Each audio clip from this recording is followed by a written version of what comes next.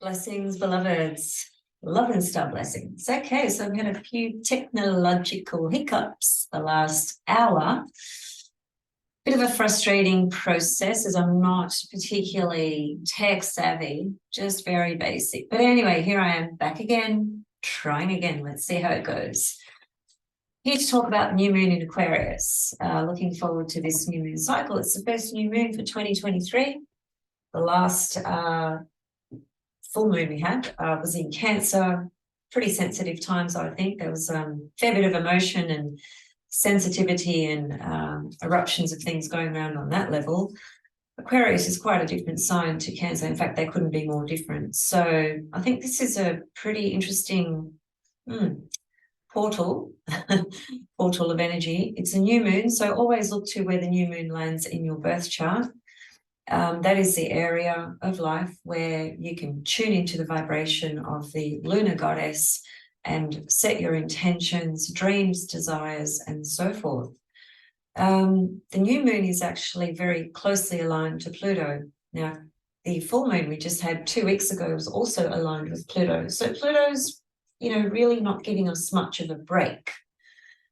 Pluto's really, really asking us to continuously smash that ego and align with the soul, transform the unwanted, the outlived, the things that simply no longer facilitate our evolutionary path moving forward. As human beings, we have so many attachments. We do find it hard to detach and let go of things. It's a painful process. That's what Pluto is about. It's about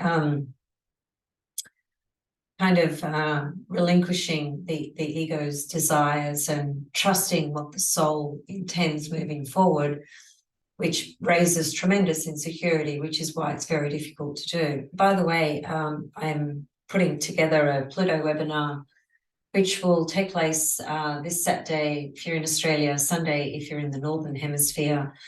Now, there's quite a few of you that have emailed me, and I appreciate that.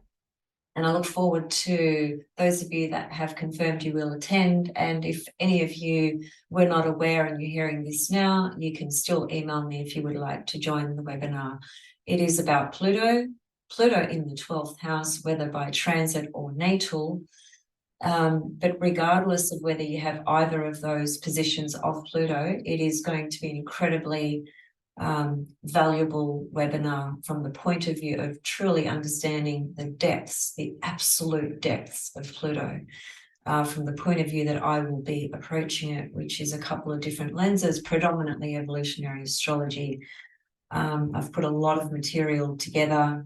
I've written a lot of things, so it's taken quite some time to put it together, and it's like a very cathartic process for myself, as I've been living with Pluto in the 12th house the last 15 years. And it's been the most challenging years of my life, without question.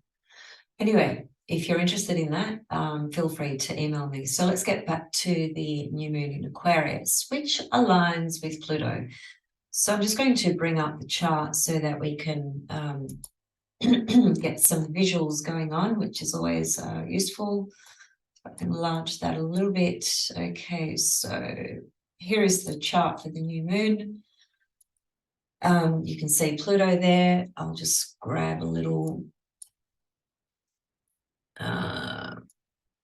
tool just to highlight some things. There's Mercury. Now there's Pluto. There's the new moon. Lilith is opposite the new moon. Mars is trine the new moon. Jupiter is sextile the new moon. We have Saturn and Venus conjunct. The conjunction is going to be exact by tomorrow. So really the main features of this new moon is the Pluto energy, which is undeniable. Pluto it's an undeniable force. It's really literally about the soul that is you, the soul that is me, the soul of the earth, the collective soul evolution. And even in just a quick transit, so what we've had is we've had the Sun and Pluto aligning together the last few days, still in play today being the 19th of January. The full new moon, rather, is on the 22nd of January in the Southern Hemisphere. It'll be on the 21st for you guys over in the Northern Hemisphere. So Pluto has been building up to the Sun in Capricorn pretty much, most of January, right? And so the conjunction is really tight right now, as in 18, 19, 20th of January. And it was there 2 weeks ago when we had the full moon. As I said, it was just the Sun was catching up to Pluto. So we've had a real Plutonian kind of month so far, actually, with the full moon and now with the new moon in Aquarius. Now, Aquarius is always inviting us to be true and authentic, real with who we are, whoever that is, whoever you are, wherever your soul is at. It's the ability to be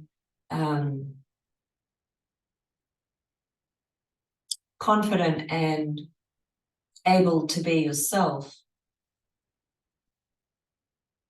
It is a very Aries type of thing, as confidence comes from Aries, and Aries is the individual self, purely and simply.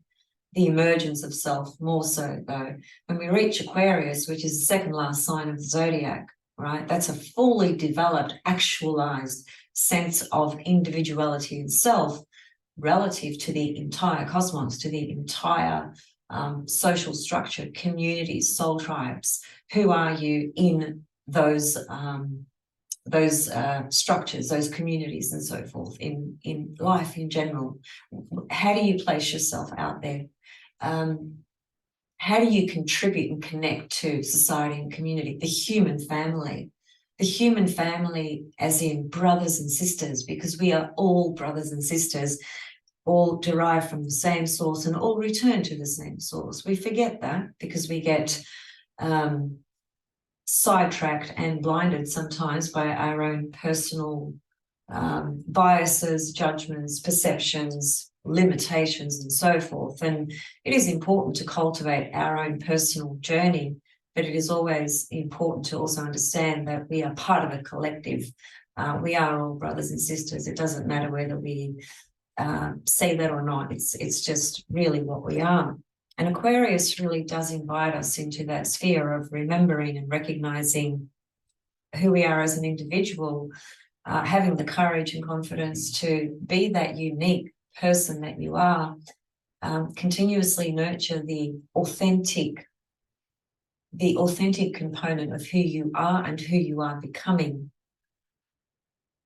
Now, with Pluto there is obviously a message of this new lunation cycle is going to be, again, a month of Pluto type of influences and impacts. And Pluto is always a power of a symbol of power, a symbol of the soul, a symbol of transformation, death, rebirth, power struggles, the darkest shades of life, dark forces emerging from the unconscious, often projected onto the environment around us. Sometimes it is also the case that we are tuning into darker entities or vibrations or forces around us that are unpleasant, that we'd like to eliminate, simply because they are only trying to interfere with our equilibrium, peace and harmony within ourselves. It happens. We get tested a lot. We get tested, and it seems to me through the years, this is a long subject, so I'm not going to go into it, but just something that I've observed over the years, that the darkest sort of entities that are desperate to draw your energy, like vultures, just suck your energy dry and take you down, as it were.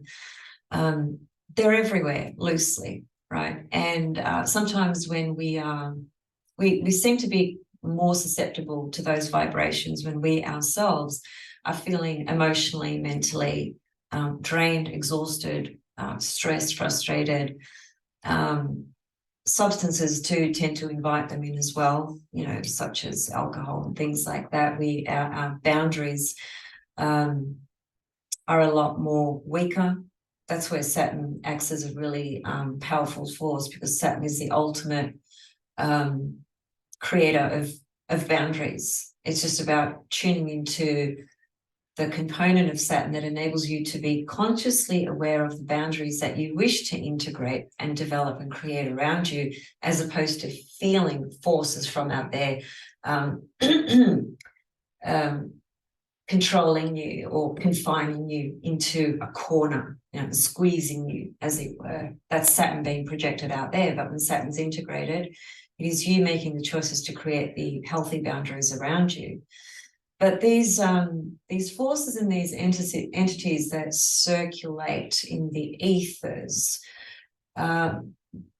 generally speaking, they're not things we can see, but sometimes they do manifest physically through certain people around you. And pardon me, we are tested with our will. We are tested with our resilience, with our strength, with our power, with our security and safety, with our sense of understanding of our true infinite nature. Because our true infinite nature, which is immutable consciousness, can never be destroyed, but only changing form, which is Pluto, which is the soul. It's the fragile ego personality component of ourselves that is always scared of being annihilated in some kind of way, right? So anyway, there's, you know, Pluto does tend to bring in some shadow, darker components, whether they are things that we project out of our own unconscious, or whether they are literally energies and entities that are trying to latch onto you, usually because your vibration is quite high and they just want to bring that vibration back down low. It just seems to happen. So it's always good to clear your field, clear your mind, clear your vibration by doing, you know, chakra meditations, for instance, angelic invocations, you know, sage clearing. All that stuff actually works. It's not woo-woo, you know, imaginary crap. It's actually real. It works. These traditions have been in play for thousands of years for a reason. It's just learning how to work with them in a way that works for you, that suits you, that in a way that you can connect with the different practices, which is very much 6th and 12th house, actually, those types of things, right? So getting back to this new moon with Pluto's presence there is definitely a portal that's opening that is speaking to a process again of transformation relative to this new moon, which is the transformation of being able to be renewed within yourself in a very pure and authentic way. Authentic Aquarius. Now, Aquarius is ruled by both Saturn and Uranus. In evolutionary astrology, we just look straight to Uranus for Aquarius. I tend to look at both. I think they're both extremely important and extremely valid. Now, there's a wide square from Uranus to this new moon. It is a pretty wide square, really wide actually, but it's still a square. It's still kind of there to an extent, certainly square by sign. And further to that, the nodal axis, I think this new moon is also being pulled in by this nodal axis as well. And when you have a planet or a new moon or a full moon, whatever it is, that's squaring the nodes, the moon's nodes, that is, it is a pretty significant signature to the energies that we're trying to understand and interpret and integrate. And a square is always tension and dynamic energy, and it's always it pushes and squeezes us into something that feels really uncomfortable in order to take the appropriate course of action that's required. What is the appropriate course of action that's required here? Generally speaking, it will have largely to do with the release of the Scorpio South Node material in our life, in our psyche, in our relationships, and the establishment of the new values, new Earth, Taurus, values, Taurus, Venus, the new way of life that we are all stepping into, because there is an undeniable new Earth being born, but it's not in a physical sense necessarily. It is in our state of mind. It is in our consciousness and awareness. And so this North Node in Taurus, Uranus in Taurus, is speaking to the bigger picture of the integration of values that we need to cultivate in our life, because the old world is dead. It's gone. It's finished. As much as we want to hang on to it.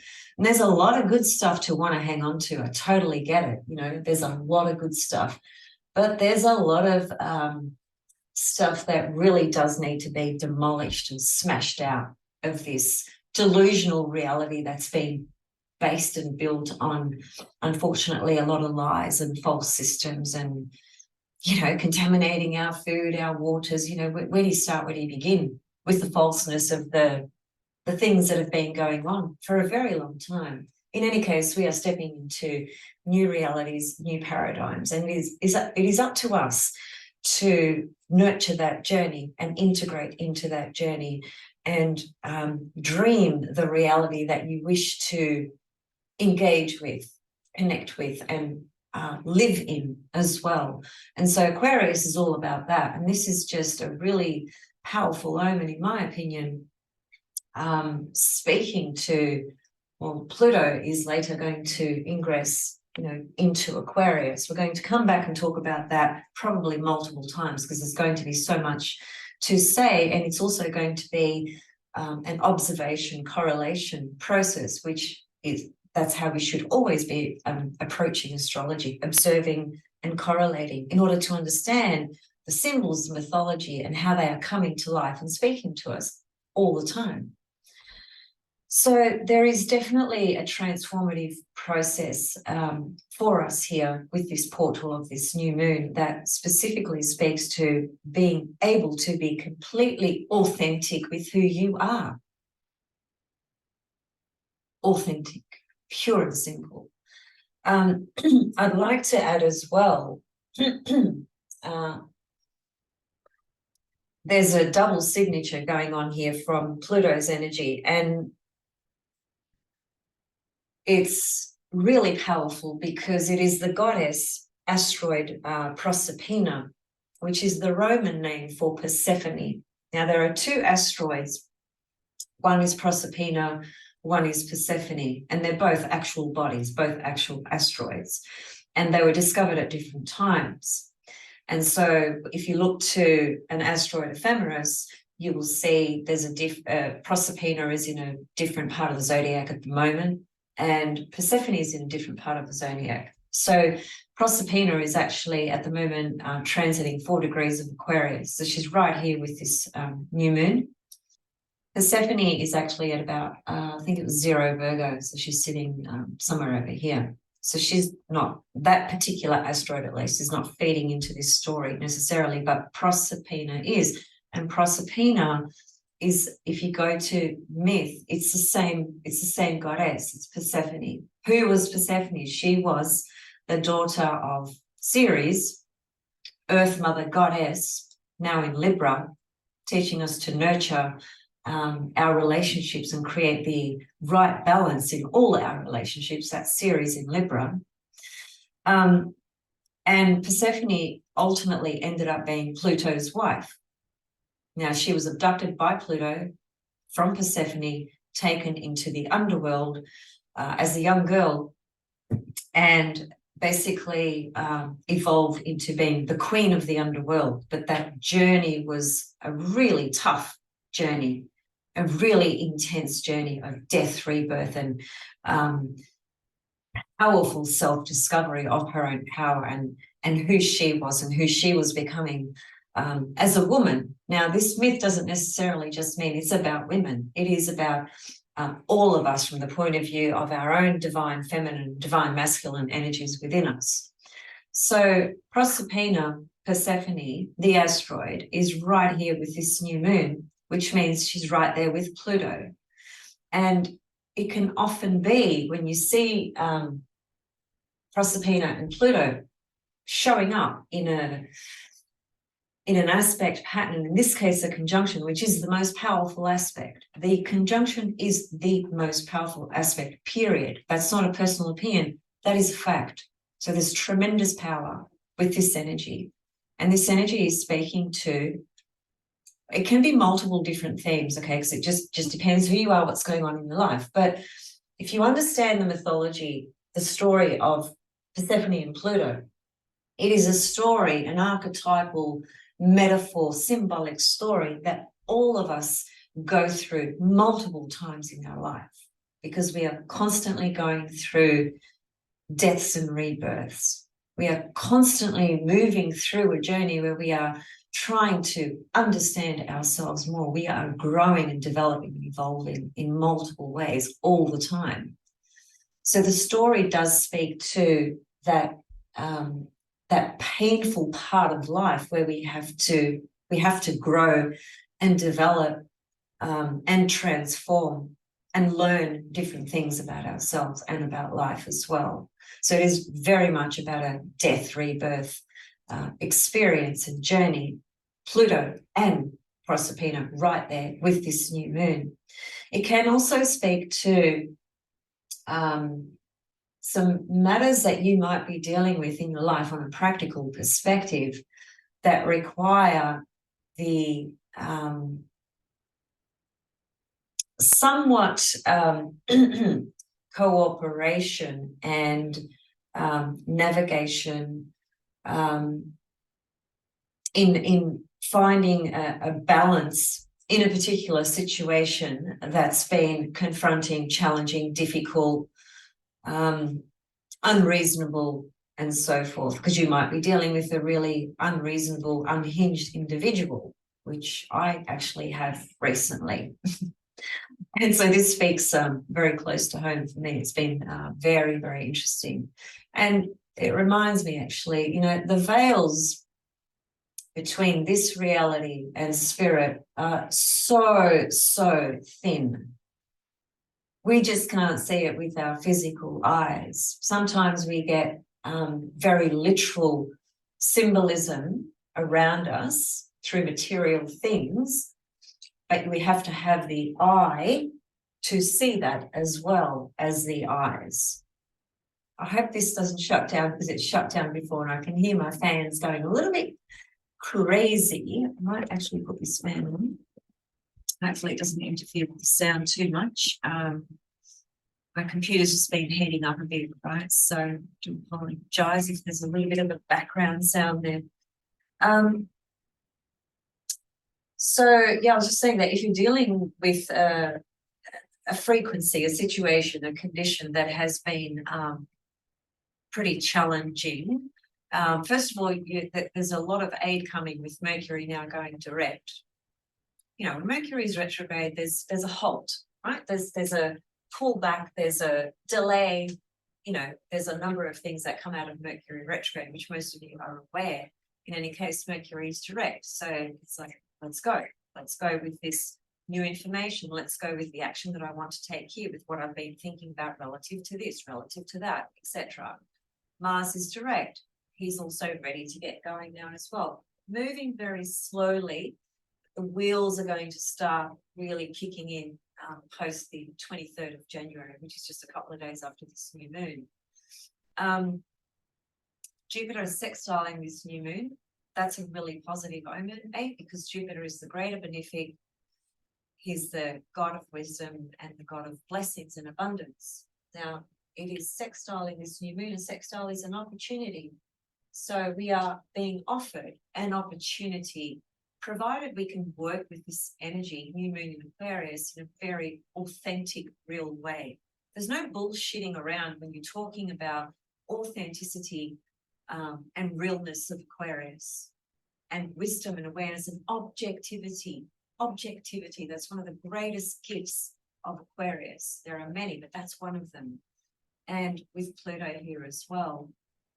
we have to be real with Pluto. You can't bypass Pluto. You can't fake. You can't manipulate Pluto. So whatever course this new moon takes for you, you've got to be real with yourself, authentic. It is about embodying personal power, Pluto, but we need to do it in a way that's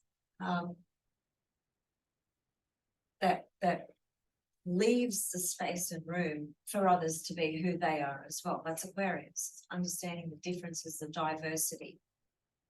And you may not agree with somebody, or you may not like somebody, or whatever, and that's okay. You're entitled to have those feelings. But from a bigger picture perspective, it is also about recognizing that, you know, from a fair position, fair and just position for both parties, it is about a balance and a harmony that somehow includes everyone involved. Right? We just need to bring these in as much as we can. Because Aquarius is about finding fairness, justice, and equality, right? So I really love Jupiter being sextile this new moon. Again, it just offers an opportunity. Some sudden opportunity might present itself, right, with this new moon because of Jupiter's support. I really love that. Chiron's got a very wide sextile. I probably wouldn't include it because you give a smaller orb to the sextile aspect, and Chiron's pretty far away. The nodes, we kind of touched on those. So one other thing about the new moon being square the nodes, sorry, my language is all jumbled in my head today because I've got a million things going on in my brain. We talked a little bit about the releasing of the old paradigms that connect to Scorpio and the new integration of new Earth, Taurus, North Node, the direction the entire cosmos is moving towards. When you have a body squaring the nodes, it can imply attention on that path because you feel like you're being pulled back into that, but you know you have to move into this. So that's going to be a very specific and unique situation for each of you relative to how you might feel this, for instance. But in any case, it is about recognizing what's dragging you back in the past, that's keeping you attached to things that can no longer be present in your life. They need to be eliminated. They're toxic. They're just not serving you anymore. They have their purpose. Everything does, or it wouldn't arise in our life. But the important thing is to remember what we are working towards, which is this new reality, new Earth, new values, new integration, new paradigms, and so forth. And the new moon is squaring these nodes. So there is some tension there, but it, like I said before, squares provide the opportunity to take the right course of action if we so choose. In this case, we're being gifted clarity and awareness through the archetype of Aquarius to be objective about how we are looking at things, not from a self-centered point of view, but rather from an individuated point of view, understanding who we are as a whole, but who we are in connection to everybody else as well, and how that speaks to the life that you are trying to create, clearly and simply. Now, Venus catching up to Saturn, very uncomfortable energy, this one, but at best, it can be the absolute amazing thing to assist in creating the best clear boundaries that you want to create in all your relationships. That's the best we get out of Saturn. There's a lot of good things about Saturn, but that's one of the best things, in my opinion, because Saturn just really makes it real, shows you exactly what the fuck is going on in this relationship, in that relationship, etc. So some separations might happen because Saturn is always connected to separation. This is Venus, which is love, relationships, etc. But it might also be just that opportunity to get very clear on the boundaries that you need to have in all your relationships. And, you know, Ceres in Libra, she's speaking to that as well. She's basically saying, well, there could be some losses in certain relationships, because Ceres does speak to loss and trauma, grief and loss, trauma. And at worst, it could bring something like that up, especially when you've got a Saturn-Venus conjunction. But that Saturn-Venus conjunction is only in play for a few days. Ceres in Libra, on the other hand, is there for quite some time. So I might come back and talk about that separately if I have time and if we can. It is worthy of speaking to unto itself, but it's just interesting that we have Ceres in Libra and Venus, Saturn there. Both Saturn Ceres symbols are really fucking painful. I'm not going to gloss it over, and I'm not going to make it into some fairyland, because I know Ceres and Saturn very, very, very well. I've got them prominently placed in my own birth chart, basically there together. And I know exactly what Ceres and Saturn can bring up, and it is painful. It's hard. It's hard work. It really is.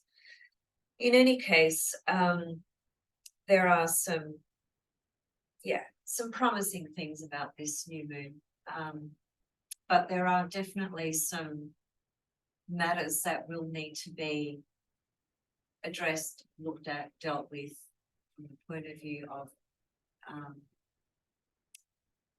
what are you eliminating out of your life in order for you to actually be just fundamentally authentic and true to yourself, you know, and the life you're trying to create, Aquarius. So, you know, there's some pretty good energy overall, really. But, you know, I can't help noticing the presence of Pluto, which is, I've never heard anyone say, you know, not necessarily say, but say it because of an experience that, oh, Pluto, yeah, you know, that Pluto transit, I was so happy during that Pluto transit. I was just having a ball. I was having a party. I was having a great time, you know, blah, blah, blah. No, you just don't hear that. Pluto takes you to the guts of things, the real depth and guts of who you are, and into the unconscious, so that things can be integrated, things being repressed, suppressed, unconscious material that needs to be moved through.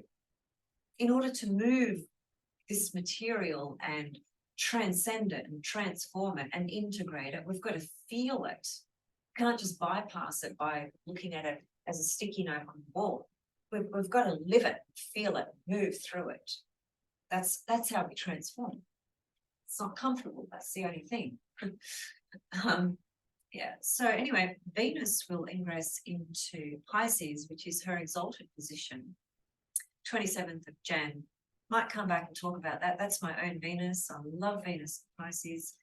Sometimes it feels like a ecstasy and agony life with Venus in Pisces. And I know any of you have Venus in Pisces would absolutely agree with that. I have no doubt whatsoever. In any case, it is her exalted position, and it's a very powerful place for Venus. So I think I'll come back and talk about that, and maybe in that also address the Ceres in Libra a little bit more. So yeah, I guess that's it really. In summary, there's movement. The energies now, they are beginning to propel us forward with what we have, I suppose, imagined for our life for this year, let's say. This is a new moon in Aquarius propelling us forward into that with Pluto and Proserpina's presence, which does mean going into uncomfortable zones that are just uncomfortable, that are going to rub you up the wrong way. It's going to piss you off a little bit, but it will also enable you to integrate a sense of personal power. When we integrate with Pluto and Pluto's energy and integrate that personal power, I mean from a deep, authentic soul level, not an egotistical, power-hungry, I want to destroy you, I want your money, I want blah, blah, blah, blah. But just purely from a soul, clear soul integrated level. The power of that vibration of Pluto can be very overwhelming for ourselves and even for those around us at times as well. But it can be used, integrated in a really honest and powerful way in order to assist our own transformation and to perhaps be an agent of transformation for others around us as well. Pluto is the agent of transformation. And some people who have prominent Pluto in their charts, Scorpio types, etc., that's a huge part of their life is playing that role, assisting others in their path of transformation. That could be in relationships, that could be in physical, mental, spiritual, emotional growth, development, and so forth. It could be work, careers, it just depends, right? But Pluto is always the agent that directs that path. So yeah, I'm going to be very interested to see how this unfolds. It is actually right on my ascendant, this new moon. And I like that, but it is coming in from the 12th house sign for me because my ascendant is 2 degrees of Aquarius. So it's conjunct my ascendant, but from the 12th house side. And that's just, I bring that up. I don't like to talk about my chart, myself, my life. Most of you are aware of that, which is why I really do. Occasionally I might make a couple of comments, but I don't go on about it. Don't need to, don't want to. I'm a very private person. But this is a valuable point that I'm bringing up because you might be this person who has 2 degrees of Aquarius rising. And it's just just forgot the word, but a principle, thank you. It's a principle that can be applied to anything, right? So when you have a conjunction to the ascendant, but it's coming in from the 12th house, then it has a 12th house flavor to it. It also has a first house flavor, okay, because it's so close to the ascendant and its energy is impacting the first house. But the way to understand it, in my experience and my understanding, would be to say, okay, this new moon is conjunct my ascendant, but from the 12th house side, which means there is something totally and utterly completing for me through this 12th house energy. And this new moon is going to be very much about a process and a journey that I've actually completed. I know what that is. I'm not going to talk about it. I know what that is. So I'm saying it based on actual experience as well, right? Things that have been going on. So you could think about that for yourself, is what I'm trying to say. Okay, I will leave it for here, and I'll just one other thing actually. I just wanted to say as well with Proserpina / Persephone. I don't know how many of you are aware of this, but planet Pluto, when it was discovered back in the 1930s, it was named by an 11-year-old girl. I think she was about 11, yeah. There's a long story to that. You can Google it. We'll get the backstory. I'm not going to go into that whole thing. But I bring it up because, as far as I understand, she's the only young female ever to actually name a planet upon its discovery. And, I mean, seriously, what an honor, what an unbelievable thing to be able to name a planet Pluto. It's 2 planets that I'd love to name, and that would be Pluto and Venus. They would be my 2 loves for sure. And I've got them in a very powerful aspect in my own chart. So it's probably why I feel that connection. So Pluto in 2006 was demoted into a dwarf planet. You probably all remember that. And it was the same year that Ceres was promoted to a dwarf planet from an asteroid. I got that right? I'm pretty sure I got that right. Yes, Ceres was promoted, Pluto was demoted. But what that meant was that they held the same status because they're both considered dwarf planets from that scientific realm, right? Why is that significant? Because in myth, what happened ultimately is that Ceres, Mother Earth, Demeter in Greek, Ceres is the Roman name, she's the mother of Persephone. This energy that we're talking about that's there with this new moon. They had to come to a balanced agreement that Pluto will have Persephone for half of the year in the underworld, and Ceres would have Persephone for the other half of the year on Earth, in the upper world, as it were.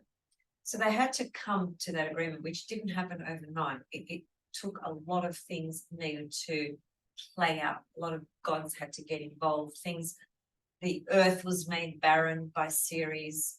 The sustenance and nurture and life force that we need from the Earth was taken from Ceres because of her sheer pain of losing her daughter to Pluto. So this is all very, very meaningful because eventually they did come to that middle ground. And astronomically speaking, Pluto and Ceres were made equal in their identity relative to status, whether it's an asteroid, a dwarf planet, or a planet. Think about that. That's pretty meaningful. So I just thought I'd throw that in because I was thinking about that today and I thought, wow, that's a pretty big deal. And also, I think that some people might not like this, but that's okay. I think that a female naming Pluto is quite a profound moment in time from the point of view of the divine feminine, reawakening and being rebirthed into the collective. Because rebirth is Pluto.